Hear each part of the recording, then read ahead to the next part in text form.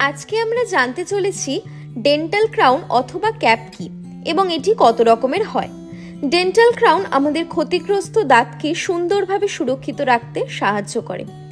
এই ক্রাউন সাধারণত metal crown, metal ceramic ক্যাটক্যাম এবং নিকেল ফ্রি এবং মেটাল ফ্রি অল সেরামিক যেটি জারকোনিয়া নামেও পরিচিত এই প্রকারভেদের হয়ে থাকে। সব ক্রাউনেরই কিছু সুবিধা এবং অসুবিধা আছে, যেমন মেটাল ক্রাউনের স্ট্রেংথ সর্বাধিক কিন্তু শারীরিক গ্রহণযোগ্যতা আপেক্ষিকভাবে কম এবং দেখতেও ভালো লাগে না। দ্বিতীয়ত, মেটাল সেরামিক ক্রাউন এর স্ট্রেংথ বেশি থাকে এবং দেখতেও দাঁতের রঙের মতো লাগলেও ভেতরে মেটাল থাকে। এই ক্রাউন মুখের ভেতরে থাকলে মাথা ও ঘাড়ের দিকে সিটি স্ক্যান এমআরআই করা কিন্তু সম্ভব নয়। এই ক্রাউনেরও শারীরিক গ্রহণযোগ্যতা কম।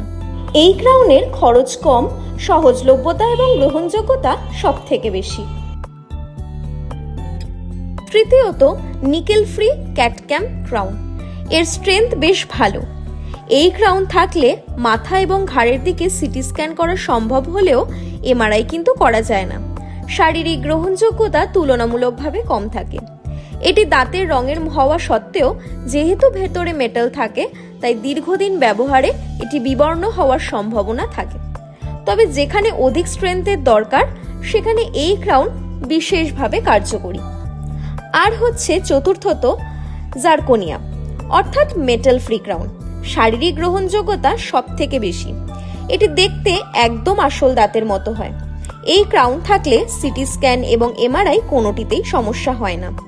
এই ক্রাউন আপেক্ষিকভাবে শক্তিশালী কম হয়ে থাকে, তবে পেশেন্টের কাছে এই ক্রাউনের গ্রহণযোগ্যতা সব থেকে বেশি। সামনের দিকে দাঁতে এই ক্রাউনের ব্যবহার সর্বাধিক।